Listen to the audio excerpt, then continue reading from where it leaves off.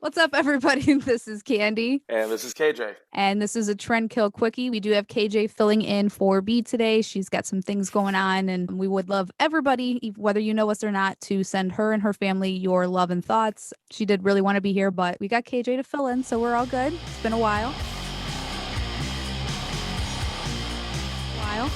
I'm always just good for a quickie. Get out. Put your headphones back on.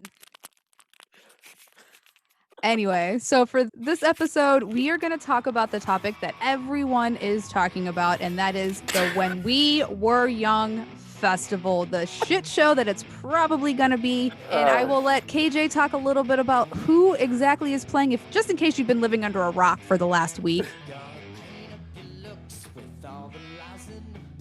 Or, there's just so much on the flyer that your brain's not capable of processing that many neon colors. Who's headlining? Depends on your perspective. It could be Paramore, it could be My Chemical Romance, it could be Avril Lavigne. I don't know who's the headliner. I think they said co-headliners are My Chemical Romance and Paramore. Okay.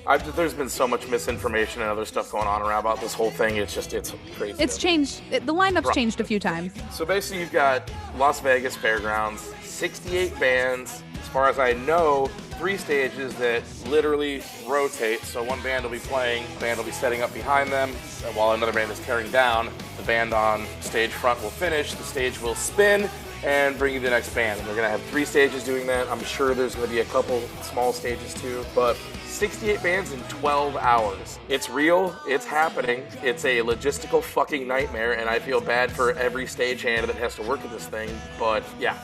And so tell us about some of the other bands that are playing, opening up, I guess. Basically, this thing is just throwback heaven to the glory days of when we were all kids hanging out at Parmatown Mall and dressing like total pieces of shit. The emo scene days. So you got AFI, Bring Me the Horizon, Used, Story of the Year, Avril Lavigne, The Starting Line, Acceptance, which a lot of people are excited about that one. Personal favorite of mine, Glassjaw, is playing. Mm-hmm. And then we've also got some TikTok people and some other shit that doesn't make any sense. You're forgetting quite a few of the other ones. You've got Black Veil Brides, Pierce the Veil. Yeah, I Prevail. You've got Motionless in White. We've got A Day to Remember. We've got Dance Gavin Dance. Really cool one that we have. Sleeping with Sirens. And a really cool throwback one that we have is Kitty. That one I thought was a little bit out of place. Kitty and Horror Pops I thought were a little out of place because those are a little bit more like my middle school days. And I mean, I know I'm an elder millennial, but still that was a little out of place to me. And Poppy I thought was a little out of place too because Poppy's a newer, definitely not really scene or emo. Alkali Trio being on there is pretty cool because they're like the oldest guys on the whole show. Them and Atreyu, which Atreyu we actually just recently saw. They were phenomenal live, surprisingly, even without Alex. They were pretty good. And Berlin's getting back together for this. That's really cool in the Wonder Years. So the red jumpsuit apparatus. Basically, everybody that we listened to when we were kids is literally playing in a 12-hour window in Las Vegas. The one that I'm super pumped for is 303. I know that sounds super lame, but that is a true throwback to the MySpace days. Anyway, without further ado, we'll move on from there. I heard Blood on the Dance Floor is playing in the toilet, so you can actually shit on them. But anyway, we'll move on a little bit. Obviously, this could potentially be something really, really great. I mean, this is literally every emo scene kid's wet dream is to see all of these bands at once. However, there are some concerns based on previous events with Live Nation, since they are the ones putting this on. There are some previous concerns with Astroworld and the safety concerns that they had there and the fuck-ups they had in Houston that led to 10 people losing their lives. So there's a lot of concerns there, and there's a lot of people voicing. Live Nation's kind of danced around the statement a few times, but we won't give you the quote because it's basically just bullshit. I mean, the thing about Live Nation is that they are a giant conglomerate that they run House of Blues. They own basically every major pavilion venue in every major city that has one. Like we have Blossom here in the Cleveland area, that they own that. The other thing too is I feel like this is a mad grab for cash to try and settle the lawsuit. They extended it to a 3-day event now because of everything. But the weird thing about it is it's 2 sequential days, a Friday, Saturday, I believe, and then a week later is the 3rd day.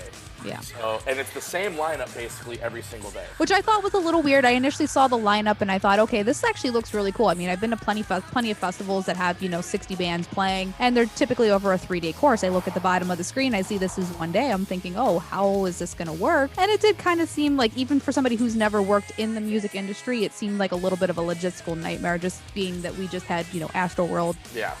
Shit happened. I mean, I was a stagehand for a really long time, and I don't know how they're gonna pull this off unless they literally bring in like 400 or 500 people. Let's hope that nobody, these people are, most of them are going to be a little bit older. They're going to be more of our generation, slightly younger than us and things like that. So hopefully these people are a little bit smarter about things. And I mean, I understand Astroworld was a little bit different of like a genre, a little bit different of a, I guess, fan base, a lot younger of a fan base that maybe is a little bit more green. Hopefully they'll get their shit together for this one. I'm not going to spend $250 plus to drive or to fly out to Vegas for one day to potentially have my heart broken. Yeah. I mean, it could either be the best day of your life or it could be the worst day of your life, and I'm just not going to take that risk for $250 plus airline fees and hotel fees. Hey, you could have been one of those idiots that spent like damn near $10,000 for one of the VIP loge thingy. I saw that. Cabanas. Yeah, Cabana. Without further ado, though, we do want to move along because that is not the main topic of this story. But wait, there's more. The main topic of this story is the bands that have been trolling when we were Young Fest, and we absolutely, at least myself personally, I've been enjoying this. I've seen so many meme flyers that I laugh hysterically at every single one of them. My favorite has definitely been I Set My Friends on Fire. Ugh, nothing still rhymes with orange, though.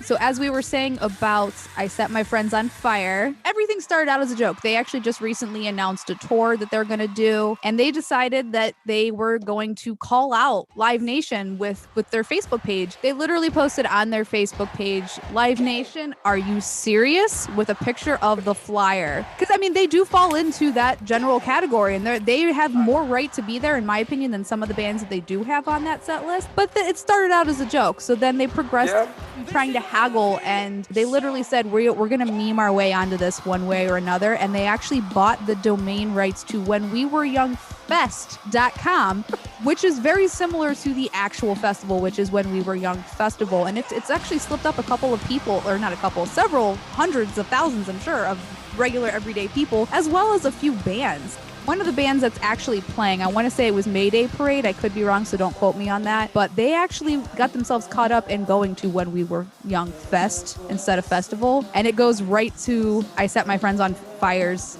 Facebook page, which I thought was hilarious. Those guys kind of made a living knowing how to break the internet with like goofy shit. They've always been trolls. They've always been funny as hell. Like, oh yeah, they ended up in alternative or alt press recently because they said that they fired their bass player for having an Android. And they actually thought this was a real story, and they're like, no, dude, he's still in the band. It's fine. No, everybody, like, calm the fuck down. I love how people read things online and automatically assume it's serious. And people like these guys just know how to take advantage of it in the best way possible. It's great to me. So in lieu of being obviously not invited to When We Were Young Festival, what did they decide to do, Chris? They decided to continue the joke and make a joke flyer for a show they're putting on called When We Were Hungry. They were trying to get Denny's involved and like pancakes in the pit, the whole 9 yards. And I will actually share his meme with you. I don't know if he made the meme, but I will definitely give him a plug here because it was hilarious. I'm going to like pause this video for a moment and just put that up on the screen so that everybody can see it and actually read it because it was hysterical.